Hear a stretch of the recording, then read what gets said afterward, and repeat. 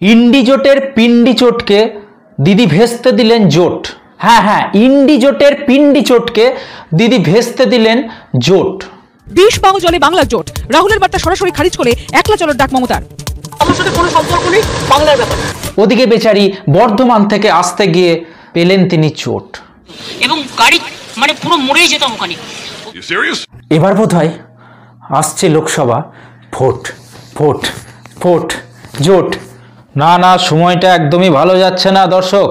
আর কি একটা বাজে কোইন্সিডেন্স দেখুন, ভোট এলেই দিদি কেবল চোট পাচ্ছে, কখনো পা ভেঙে যাচ্ছে, কখনো মাথায় ব্যান্ডেজ, কখনো গা বমি বমি দিচ্ছে, কখনো জ্বর আসছে, কখনো কোমরটা ঝনঝন করছে। না না না না লক্ষণ ভালো ঠেকছে না দর্শক, লক্ষণ একদম ভালো ঠেকছে না। কারা চক্রান্ত করছে দিদিকে মারার আপনারা জানেন? না দিদি এখনো গল্পটা বলেনি, মানে দিদি এখনো সে ব্যাপারে কিছু ঘটনাটা বলেনি, কিন্তু কি হলো চলুন দিদির মুখে একটু শুনে নি। দিদি চোটটা লেগেছে, কেমন লাগছে? মানে কি করে হলো দিদি? কি করে আপনি তো গাড়ি, আমি জানি না, একটা কোনো গাড়ি আমরা দেখতে পাইনি, গাড়িটাকে আমরা বেরোচ্ছিলাম। হ্যাঁ ধরো আমরা একটা গলি দিয়ে বেরোচ্ছি তো, ওই গাড়িটা প্রায় 200 স্পিডে যাচ্ছিল। যে গাড়িটা প্রায় 200 স্পিডে যাচ্ছিল, যেতে যেতে মানে আমাকে গাড়িটা প্রায় ড্যাশই করে দিত এবং গাড়ি মানে পুরো মরেই যেতাম ওখানে। 200 কিলোমিটার বেগে গাড়ি আসছিল। আচ্ছা, এই ঘটনাটার পর অনেকে অনেক বাজে মন্তব্য করছে দিদির ব্যাপারে, তো মদনদার ভাষায় তাদের একটু উত্তর দিতে চাইব। নমস্কার, অনেক ছোড়া কমেন্টে লিখেছে যে 200 কিলোমিটার বেগে কি কোনো গাড়ি চলতে পারে? এটা গাড়ি না রাকেশ রোশনের রকেট? আমি সেই সব লোকেদের উদ্দেশ্যে বলতে চাইব যে দিদি হচ্ছে এগিয়ে বাংলার কাণ্ডারি। কাজে কি ওই 200টা যদি 2000ও হয়ে যায় আশ্চর্য হওয়ার কিছু নেই। তার কারণ একটা কথা মাথায় রাখতে হবে, দিদি হচ্ছে আমাদের শ্রী শ্রী ঠাকুর রামকৃষ্ণ পরমহংস এবং একই সঙ্গে সান্টা ক্লসও বটে। তাই আপনারা দেখে থাকবেন যে এই এগিয়ে বাংলার অংশীদার হিসাবে মাধ্যমিক পরীক্ষার্থীদেরও সামিল করা হয়েছে। আপনারা জানবেন যে মাধ্যমিক পরীক্ষার 2 ঘন্টা এগিয়ে নিয়ে আসা হয়েছে। এটাতে অনেকে কান্নাকাটি করছে, অনেকে লাভালাভি করছে। আমি তাদেরকে বলতে চাই, তোমরা এটা দেখছো না যে তোমরা কিন্তু এগিয়ে বাংলার পার্ট হয়ে গেছো। যে তোমাদের বাবার ভাগ্য ভালো যে আমাদের মাননীয় মুখ্যমন্ত্রী দিদি আরেকটু এগিয়ে যায়নি, তাহলে হতো কি মাধ্যমিক পরীক্ষার্থীদের একদম উচ্চ মাধ্যমিক পরীক্ষাটা দিয়ে দিত, মাধ্যমিকটা পরে দেখা যাবে। তাই এটা নিয়ে বেশি কথা বলবে না। এরপর দিদি কি বলছে একটু শুনে নি। যে ড্রাইভার ছিল পুলিশের, আমার ও সঙ্গে সঙ্গে ব্রেকটা কষে এবং বুদ্ধিমানের কাজ করে ব্রেকটা কষেছে। ব্রেকটা যখন কষেছে আমার পুরো ড্যাশবোর্ডটা এসে মাথায় লেগেছে, আর তখন একটা কনকাশন হয়েছে এবং কিছুটা রক্তও পড়েছে এবং কিছু ফুলেও আছে। এখন যখন সারা মাথাটা পেন হচ্ছে, তাই নিয়ে আমি কাজ করে এলাম। কাজটা যদি বন্ধ থাকতো তাহলে ওই ড্যাশবোর্ডটা কাজ ছুটতো, পুরো আমার সারা শরীরে যুক্ত হয়ে যেত এবং গাড়িটা কিন্তু চুরমার হয়ে যেত। এখানে আপনারা বলতেই পারেন যে একটা গলি থেকে যখন কনভয় বেরোচ্ছে, কনভয় তো 4-5টা গাড়ি সামনে থাকে, দিদির গাড়ি তো মাঝখানে থাকে, তো যদি ধাক্কা মেরেও দিত তাহলে দিদির গাড়িটা কি করে চুরমার হতো। আর অনেকে এটাও বলছে দিদি কি সিট বেল্ট পরেনি? সিট বেল্টটা দেওয়া হয় ওই জন্য যাতে এরকম সিচুয়েশনে সামনে ধাক্কাটা না লাগে। দিদি কি রুল মানেনি? আমি তাদেরকে বলতে চাইব যে দিদি রুল দেখে না, রুল মানে না, তৈরি করে।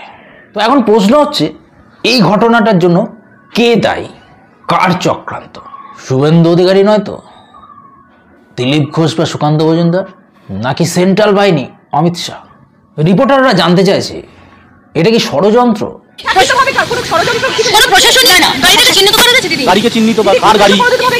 এগুলো দেখো অনেকে অনেক সময় মিসইউজও করে কারো কারো গাড়ি বলে। এগুলো তোমরা তো দেখেছো বিএসএফ এর ড্রেস পরে আমার বাড়ি চলে গেছিল। আমার মনে হয় এটা পুলিশ ইনভেস্টিগেশন করুক, মানে law will take its own course. Police investigation করে দেখুক, আমি এক্ষুনি কোনো কথা বলতে চাই না। নিউজ 18 বাংলার অয়ন্ত খুব সুন্দর হেডিং দিয়েছে এখন থেকেই, লোকসভা ভোট যদিও দূরে, কনভয় বেরোতেই আচমকা সামনে গাড়ি, নাশকতার চেষ্টা, বড় আশঙ্কার কথা শোনালেন মুখ্যমন্ত্রী। আমি অয়নকে বলবো যে এখনই উতলা হওয়ার কিছু নেই, স্ক্রিপ্ট এখনো রেডি হয়নি। আপনারা যদি বলছিলেন যে আপনি একবার বলুন, বাকি গল্প আমরাই লিখে দেবো। তো দিদি হালকা হিন্টস দিয়ে রাখলেন যে বিএসএফ এর ড্রেস পরে, তার মানে কি কোনো গাড়িটা বিএসএফ এর ছিল? এক্স্যাক্টলি কাকে এর জন্য দোষী করা হবে সেটা লোকসভা ভোট এলে কতটা পার্টির পরিস্থিতি কি থাকছে দেখে সেই অনুযায়ী আপনাদের বলে দেওয়া হবে। আমি সমস্ত বিরোধীদের বলতে চাইব যে লোকসভা ভোট আসছে, আপনারা প্রচার বেশি করবেন না। কেন কি, এটা হচ্ছে মমতা বন্দ্যোপাধ্যায়। দিদি চাইলে দিনকে রাত করে দিতে পারে, আবার রাতকে দিন করে দেয়। যদি অনুব্রত শাহজাহান মডেল কাজ না করে ভোটে, তাহলে নন্দীগ্রাম মডেলে বিরোধীরা যে কেউ কেস খেয়ে যেতে পারে।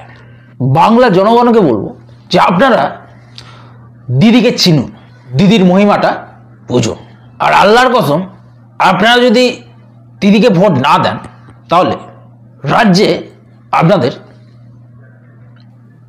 অনেকটাই অসুবিধা হয়ে যাবে। তাই আপনাদের বলবো যে দিদির থেকে কিন্তু খুব সাবধান, দিদিকে কেউ চটাবেন না। ঠান্ডা পড়েছে, আগুন জ্বালান, হাত সেকুন, রুটি সেকুন, কিন্তু দিদি যদি ভোট না পায় তাহলে রাজ্যে কিন্তু লেগে যেতে পারে। তাই দয়া করে রাজ্যটাকে জ্বালাবেন না। সো আপনারা মদনদাকে শুনলেন, খুব ভয়ঙ্কর অবস্থা, বুঝতে পারছেন তো রাজ্যের, যা খুশি হতে পারে। এই তো সবে শুরু, আর কার টিকে যে কোথায় বাঁধা আছে সেটা বোঝা খুব মুশকিল। শাহজাহান এখনো ধরা পড়লো না 20 দিন পরেও, দিদি জোট ভেস্তে দিল, দিদি চোট পাওয়া শুরু হয়ে গেছে। কে ষড়যন্ত্র করছে, কারা ষড়যন্ত্র করছে, টোটালটাই কিন্তু খুব রহস্যময়। এর আগেও দেখেছেন দিদির পা ভেঙেছে, বিদ্যাসাগরের মূর্তি ভেঙেছে, সবটাই রহস্য রোমাঞ্চতে ভর্তি। নেতাজির অন্তর্ধান রহস্যের মতনই আরও অনেক রহস্য থেকেই কিন্তু পর্দা উঠবে না। তাই সবাই দিদির জন্য রাম রাম প্রার্থনা করুন। রাজ্যের এন্টারটেনের জন্য, রাজ্যের উন্নয়নের জন্য তার বেঁচে থাকাটা খুব জরুরি। আপনি আমি তো ভোটের খাসি, ভোট ফেরলেই গয়া বৃন্দাবন কাশি। সো এই ছিল আজকের ভিডিও। আপনারা অবশ্যই আপনাদের মতামতটা কমেন্টের মাধ্যমে জানাবেন যে দিদিকে কারা মারতে চায়, দিদি কেন বারবার চোট খাচ্ছে, দিদি কেন বারবার জোট ভেঙে দেয়। এই সমস্ত নিয়ে আপনাদের যদি কিছু মতামত থাকে অবশ্যই কমেন্টে জানাবেন। ভিডিও ভালো লাগলে অবশ্যই লাইক, শেয়ার এবং চ্যানেলে নতুন থাকলে সাবস্ক্রাইব করে পাশে থাকা বেল আইকনটা প্রেস করে দেবেন। দেখা হচ্ছে নতুন ভিডিওর সাথে, ততক্ষণ ভালো থাকবেন, সুস্থ থাকবেন। জয় হিন্দ, শুভরাত্রি।